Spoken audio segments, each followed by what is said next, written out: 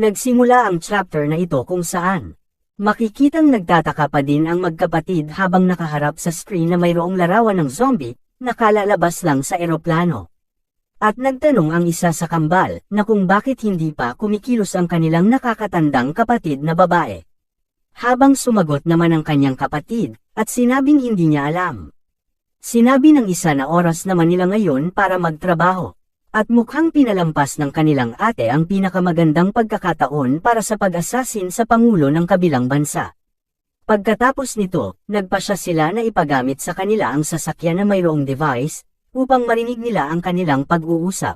Dahil gusto nilang malaman ang kanilang mga plano, bago sila gumawa ng isang bagay, dahil nag-iingat sila at baka gamitin nila sa kanila ang kaalaman ng mga sinaunang tao. Pagkatapos ay tinawag kaagad ng mga lalaki ang pangulo, upang pasakayin siya kung saan ang kanyang pribadong sasakyan ay handa na para sa transportasyon. Habang sumusunod ang zombie sa pangulo, agad siyang binalaan ng department head na ipaalam sa presidente na sumakay sa ibang sasakyan, upang maiwasan ang anumang problema, at ito ay nagpagulo sa zombie. Pagkatapos ipadala ang impormasyon sa zombie, agad niyang tinawagan ang kabilang team para putulin ang komunikasyon ng mga nagsusubaybay sa kanila. Nagtataka ang isa sa magkapatid na babae, dahil sa hindi pagdadala ng maraming mga bodyguard ng kabilang presidente ng bansa, kaya't naisip nila kung gaano sila nagtitiwala sa lakas ng militar, dahil hinayaan nilang maglakbay ang kanilang pangulo ng ganito. Bukod dito, napansin din nila na sinamahan siya ni Lanky at Violet. Dahil noong huling exchange meeting nila ay nabugbog sila ng husto, kaya inakala nilang makakapag-organisa sila ngayon ng mas malaking security force kaysa sa kanilang pambansang lakas. At biglang sumigaw ang isa sa kanilang kasamahan sa monitoring team, at sinabing hindi inaasahang kinuha ang kanilang target ng isa pang sasakyan, at hindi ang sasakyan na kanilang inihanda para sa pangulo. Agad niyang kinuha ang mic para tanungin ang kabilang team kung saan sumakay ang pangulo ng kabilang bansa, at humihingi ng malinaw na impormasyon. Sa kasamaang palad para sa kanila, ang kanilang komunikasyon ay naputol ng mga communication jamming device na nagresulta ng pagkawala ng contact nila sa kabilang team. Hinampas niya ang microphone mula sa mesa dahil sa kanyang galit at pagkadismaya sa pagkakaroon ng posibilidad na masira ang kanilang mga plano. Sinabi ng pinuno ng departamento na simula ngayon, wala nang pinapayagang lumapit sa pangulo. At pinaplano din nilang hatiin ang kanilang grupo, upang maiwasan ang anumang posibilidad na mahulaan ang kanilang susunod na mga hakbang. Labis na nabigla ang pinuno mula sa pangkat ng assassination, nang makita niya ang isang hindi inaasahang senaryo na ang isang lahi ng zombie ay namamahala upang maging bodyguard ng isang presidente. Dahil dito, tinawag siya ng sniper na nagtatanong kung itutuloy pa ba nila ang pag-assassin. Agad niyang tinawag ang lahat para makinig sa kanya ng mabuti. Inutusan niya ang kanyang pangkat na huminto muna sa kanilang pag-assassin. Gayunpaman, naputol din ang kanilang komunikasyon, at nagresulta ito ng hindi nila pagkakaunawaan para sa kanilang mga plano, na kung papatayin pa ba nila ang pangulo o hindi. Kasabay nito, sinabi ng lalaki na nasira ang kanyang baril. Dahil dito, nagalit siya sa kawalan ng kakayahan, at pagkakaroon ng mga basurang sandata para sa kanilang pag-assassin, at naisip niya na ang pag-assassin na ito ay mangyayari lang kung tatapusin niya na lang silang lahat. Kaya't nagpasya siyang kunin ang kanyang espada, at siniguro na magpapasalamat ang kanilang ate pagkatapos nito. Pinaplano niyang patayin ang lahat ng kinatawan ng kabilang bansa, para matapos ang kanilang plano para sa pag-assassin, at maiulat ang kredito para sa kanya. Sa kabilang banda, sinabi ng naunang pinuno na nakasakay na ang pangulo at ang kanyang grupo, ngunit nagtataka siya kung bakit kailangan pa nilang maging maingat matapos putulin na nila ang lahat ng komunikasyon. At sumagot ang department head na lahat tayo ay may kanya-kanyang sikreto, at iniisip mo ba sa sitwasyon nating ito, ay ligtas na ang pangulo? Kung sa ating bansa ay mayroon mga problema, mayroon din dito na hindi nalulutas na mga problema, mula sa underground na organisasyon. Sa kabilang banda, nakasakay na sila zombie sa sasakyan, at papunta na sila sa kanilang pupuntahang lokasyon. Biglang tinawag ng pangulo si zombie, habang tinanong kung siya ba ay isang tunay na zombie. Dahil dito, hindi siya nakaimik, at nataranta ang zombie matapos tanungin siya ng pangulo nang wala sa oras. Tinanong ulit ng pangulo ang zombie kung handa ba si zombie na protektahan siya sa lahat ng mga panganib. At agad namang sumagot si Zombie, sinabi niyang poprotektahan niya ang Pangulo kahit ano ang mangyari. Habang napatawa naman ang presidente sa kanyang sagot, at kinalaunan pinagkatiwalaan na din niya ang Zombie. Ngunit pagkatapos, nagtanong pa muli ang Pangulo ng isa pang tanong sa Zombie. Tinanong niya na sisirain ba ng Zombie ang kanilang lahi upang mamuno sa kanilang mundo. Tinanggihan ni Zombie ang palagay na ito dahil hindi siya interesadong sirain ang mundo at gamitin ang kanyang kapangyarihan para sa walang kabuluhang bagay. Makikitang pinagpapawisan ang driver nila matapos marinig ang kanilang mga pinag-uusapan. Ang taong sumusubaybay sa sitwasyon ay nagsabi na hindi nila makausap si Xiao dahil sa nagkaproblema ang kanilang koneksyon. Si Ashi at ang isa pang lalaki ay nakaramdam ng pagkabigo, dahil kanilang napagtanto na ang convoy na target nila ay nilagyan ng jammer upang maiwasan ang kanilang pakikipag-ugnayan kay Xiao. Habang nagmamadali naman ang magkambal na babae patungo sa lokasyon, matapos magkaroon ng masamang pakiramdam sa sitwasyon. Kaya gusto agad nilang pumunta sa eksena upang maiwasan ang anumang pagkaantala. Ilang minuto na ang lumipas, nakarating na sila sa city ng bansa. At biglang tumigil ang convoy nila sa isang maaliwalas na lugar. Nasa loob pala ng mga sasakyang ito sina Lanky at Violet. Nagtataka sila sa biglaang paghinto ng kanilang convoy dahil wala ito sa kanilang plano. Gayunpaman, may narinig si Lanky sa labas ng kanilang sasakyan kaya nagtataka siya sa dahilan ng kanilang paghinto. Lumalabas na ginagawa ni Xiao ang kanyang sariling plano, napatayin silang lahat ng mag-isa para matapos na ang kanilang misyon. Kahit na sinabihan sila ng kanilang big sis na huminto lang muna sa pagkilos. Ngunit dahil nawala ang kanilang komunikasyon, hindi niya natanggap ang utos na ito. Pagkatapos ay dumaong siya sa isa sa mga convoy para simulan na ang kanyang pagtapos sa Pangulo. At dahil sa lakas niya, maraming tao ang napalipad sa atake nito. Habang nakatakas sina Lanky at Violet sa biglaang pag-atake, at nagtataka sila dahil hindi nila alam na posibleng mangyari ito, pagkatapos ng kanilang mga matagumpay na plano. At may bigla silang napansin sa usok, nakahawig ng makapangyarihang nilalang na kilala nila, at nagulat din sila sa malakas na pag-atake nito. Gayunpaman, mayroon lumapag sa isa sa mga mataas na gusali, at dahil sa malakas na puwersa ng kanilang paglapag ay gumawa sila ng malakas na pagsabog. Ito ay makikita na ang dalawang individual na ito, ay ang magkambal na magkapatid na babae. At nagbabala kay Violet at Lanky na si Xiao ay isang mapanganib na nilalang.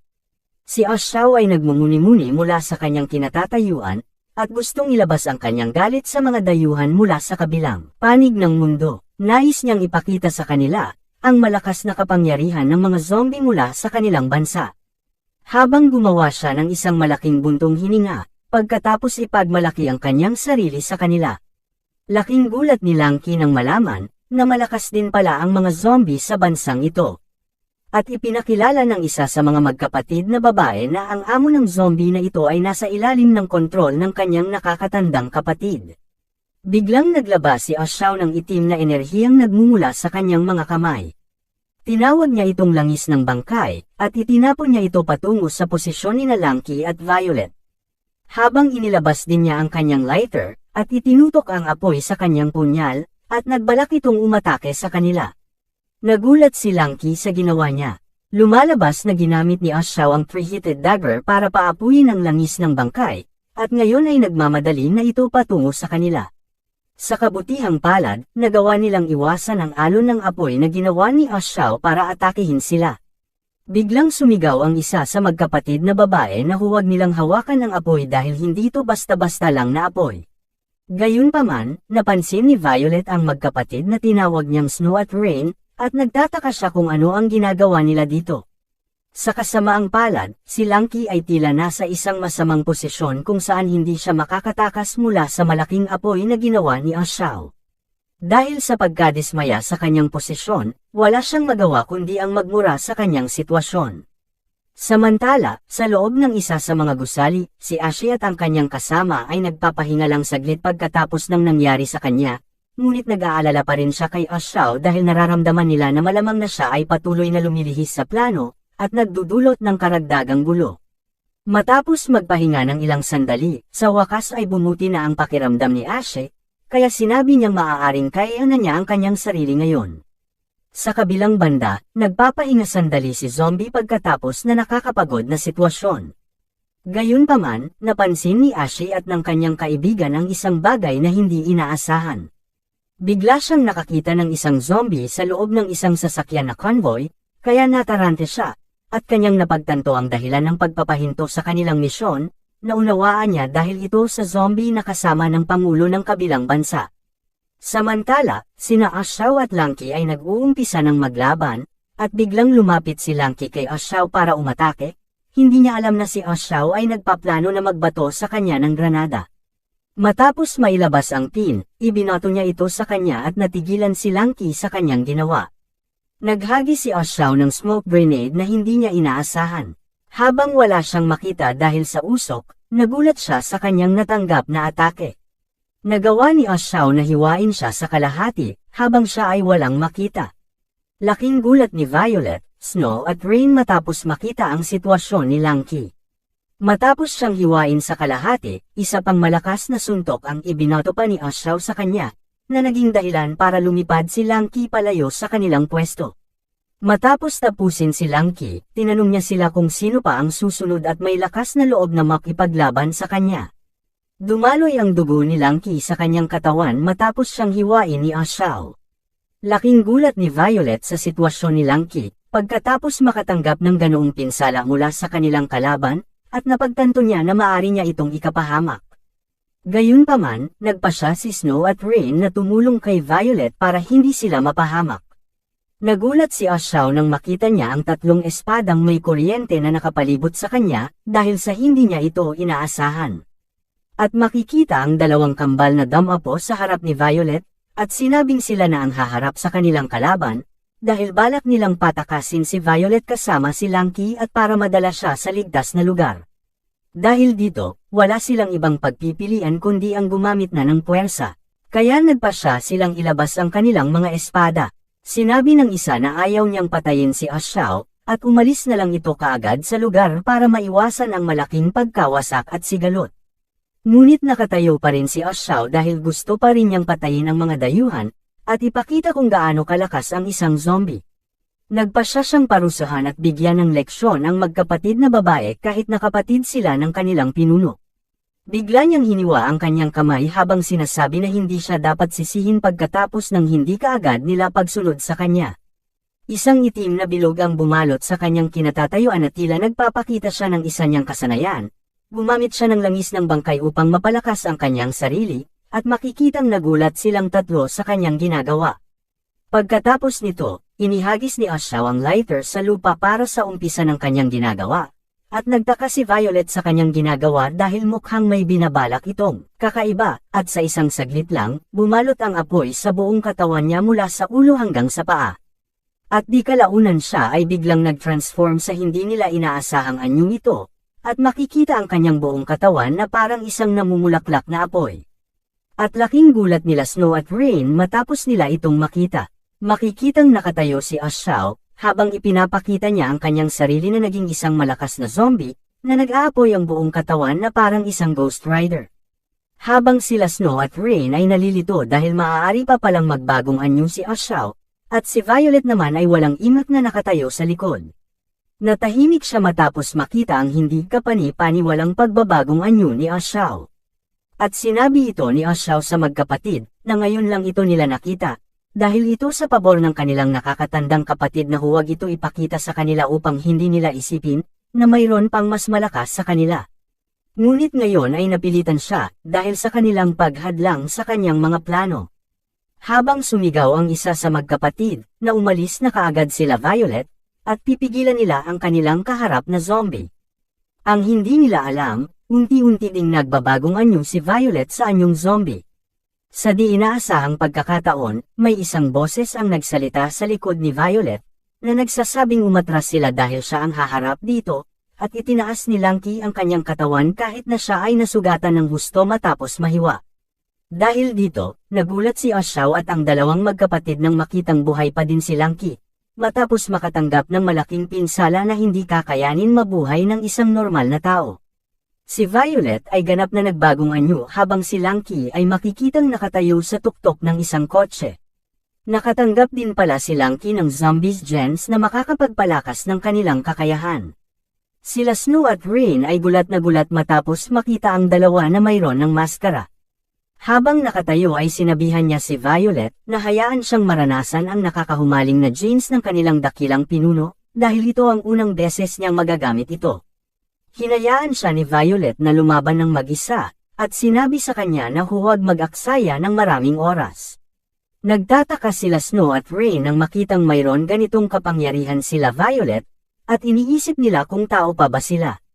Gayunpaman, may naramdaman si Ashaw na pamilyar na bagay, ngunit sa palagay niya ay hindi ito ang parehong uri. Sa kabilang banda, hinihintay ni Lanky si Ashaw na umatake at sinusubukang asarin siya. Dahil dito ay na-trigger si Ashaw at sa pag-aakalang malamang ay kalukuhan lang ang kanyang pagbabagong anyo. Biglang isang malaking pagsabog ang nangyari sa ginawa ni Ashaw. Pagkatapos nito ay nagcast din siya ng isa pang kasanayan para salakayin si Lanky. Ginamit niya ang flame flower bullet na parang isang bulalakaw, at mabilis itong patungo kay Lanky. Sa hindi inaasahang pangyayari ay nilanghap lang ni Lanky ang kanyang flame flower bullet ng walang pag-aalinlangan. Nagagawa niyang higupin ang kanyang atake nang walang anumang problema. Makikita ang magkambal na gulat sa ginawa ni Lanky, at habang nagsasalita pa si Ashaw, bigla na lang siyang sinipan ni Lanky, at dahil dito hindi niya natapos ang kanyang sasabihin. Sa sobrang bilis ni Lanky na nagawa niyang sipain siya nang hindi niya napapansin. Hindi inaasahan ni Ashaw ang malakas na sipa na ito na nagpagulat sa kanya. Matapos gumawa ng malakas na sipa si Lanky, ay makikitang napabaliktad niya si Ashaw dahil sa pagkawala nito sa balanse, ngunit na-control niya ang kanyang pagbagsak kaya agad siyang nakalayo kay Lanky. At biglang gumana ang kanilang mga communication device, may narinig siyang tumatawag sa kanyang pangalan, ngunit hindi niya ito pinansin dahil sa pag-iisip na kung ang isang tao ba talaga ay maaaring sumipa ng ganito kalakas. Sinabihan ng kanilang Big C si Ashaw na tumugon kaagad pagkatapos niyang marinig ang kanyang boses, habang sumagot naman si Ashaw na masyado pa siyang abala sa ngayon, kaya mamaya na lang sila mag-usap dahil naisip ni Ashaw na kalabanan muna si Lanky matapos mapagtanto na siya ay isang karapat-dapat niyang makalaban. Matibay na nakatayo si Lanky matapos ang enkwentro laban kay Ashaw. Samantala, sa loob ng gusali ay dumating na sila Zombie at ang presidente. At agad niyang tinawagan ang department head at tinanong kung kailan na ibalik ang komunikasyon, ngunit hindi pinansin ng department head ang kanyang tanong, at ipinaalam sa kanya na mukhang may problema sina Violet at Lanky. Kasabay ang pagsasabi na ito, tinanong siya ng department head kung dumating na ba ang pangulo sa kanilang destinasyon, at sinabi sa kanya ni Zombie na nakarating na sila. At sinabihan siya ng department head na tingnan ang sitwasyon ni Violet at Lanky, dahil may nararamdaman siyang may nangyayari sa kanila. At pumayag naman si Zombie na pumunta siya sa kanilang lokasyon.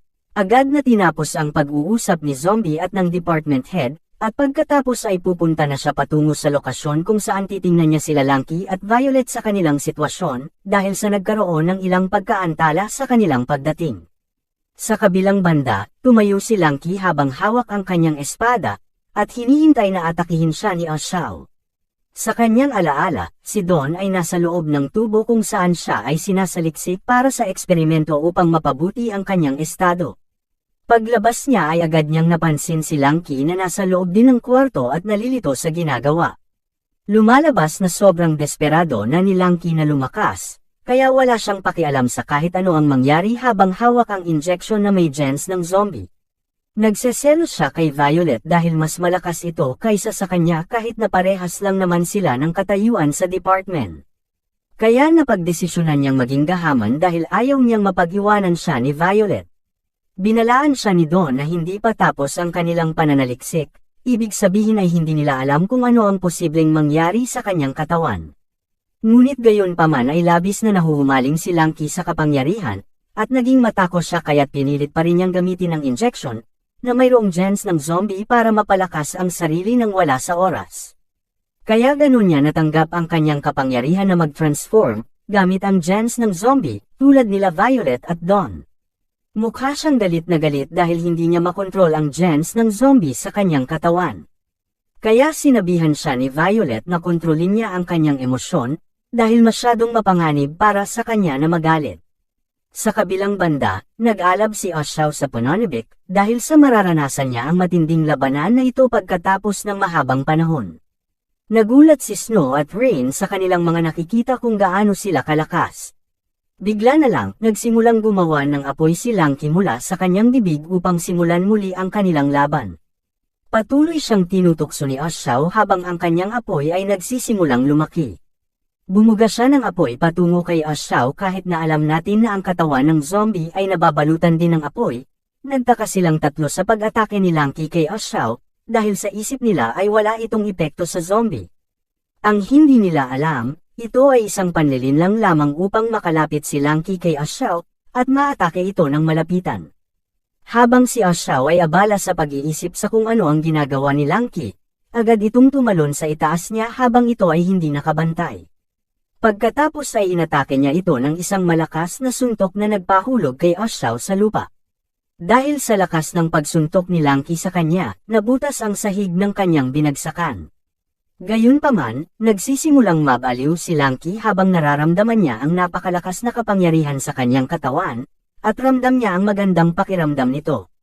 Habang nakatayo si Xiao, sinusumpa niya siya, at tinanong kung anong uri ng tao siya para magkaroon ng napakalaking kapangyarihan na higit pa sa kanya, at makikitang sinasabihan ni Violet si Lanky na kontrolin ang kanyang emosyon, dahil kung patuloy siyang magiging ganito, siya ay magiging hindi makatwiran at tuluyan na siyang mababaliw gaya ng sinabi sa kanya ni Zombie, at nagulat si Rain nang marinig iyon.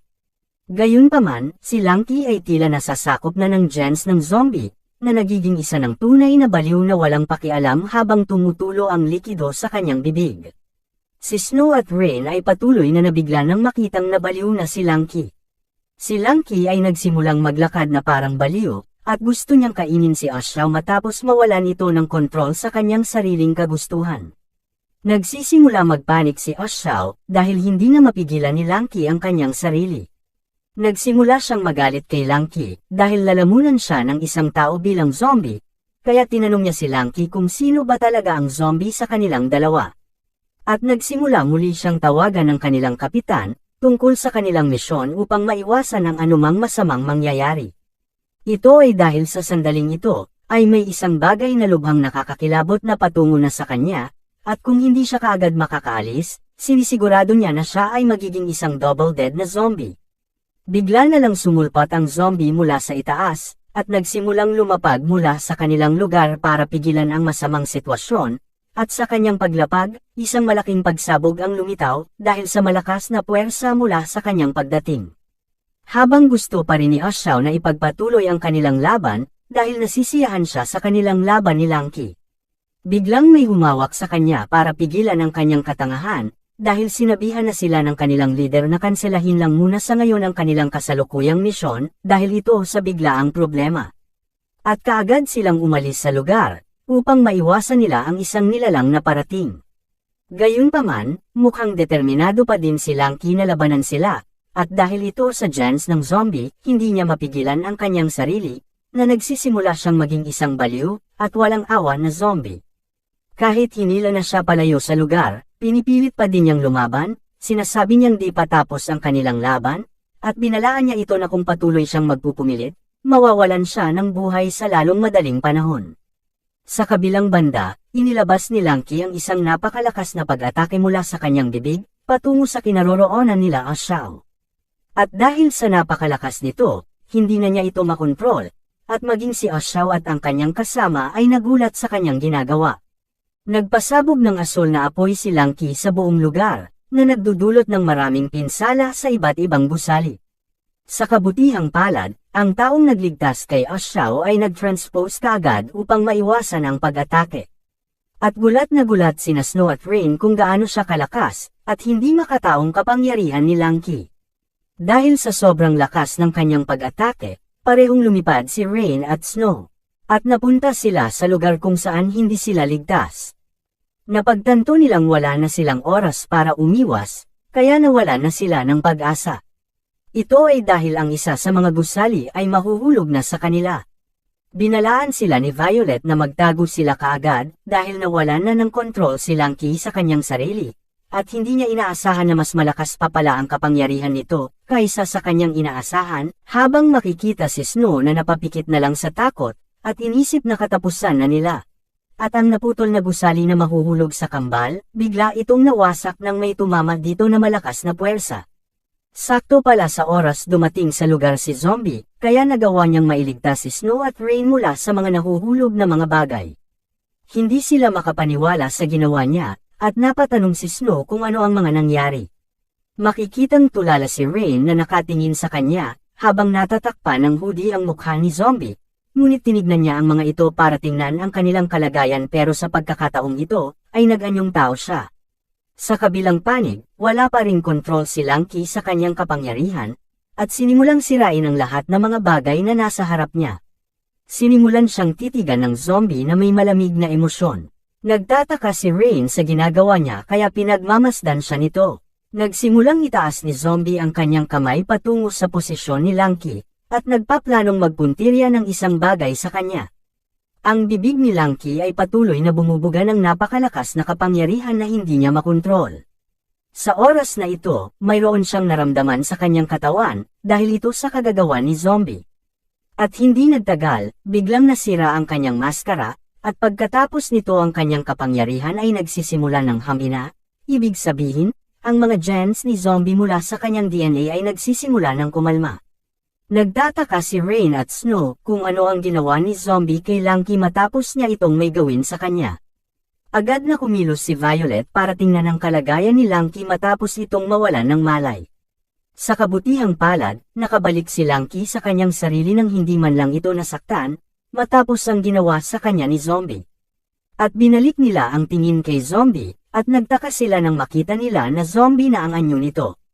At agad na lumapit si Violet kay Lanky para tulungan siya, at sinabihan niya siya na kontrolin niya sa susunod ang kanyang emosyon, para hindi na maulit ang ganitong sitwasyon. Ngunit ikinatuwiran ni Lanky ang kanyang sarili, na masyado lang siyang nasabik sa nag-uumapaw niyang kapangyarihan. Namangha si Snow matapos makita ang isang gwapong lalaki, habang sinabi din ni Rain na gayon din siya ay may nakita, at dahil sa pareho nilang nakita ang lalaki sa sandaling ito, napagkasunduan nila na hindi ito isang ilusyon. Wala silang ideya na ito lang pala ay si Zombie. Akala nila nangyari lang ito dahil sa sobrang tagal na nilang single. At iniisip pa rin nila kung sino ang lalaking nakita nila kanina, kaya nag-overthink sila dito. Habang lumapit si Zombie kay Violet at Lanky upang tulungan sila at iulat ang sitwasyon pagkatapos ng insidente. Tinanong ni Rain si Snow kung nakita na ba niya itong kasama nilang nakahudi sa kanyang pag-iimbestiga. Ngunit sinagot siya ni Snow na hindi pa dahil kanina pa lang niya ito nakita kasama ang kanilang pangulo. At makikitang papunta na sina Zombie, Lanky at Violet sa kanilang sasakyan para bumalik sa lugar ng presidente at iulat ang mga nangyari dito.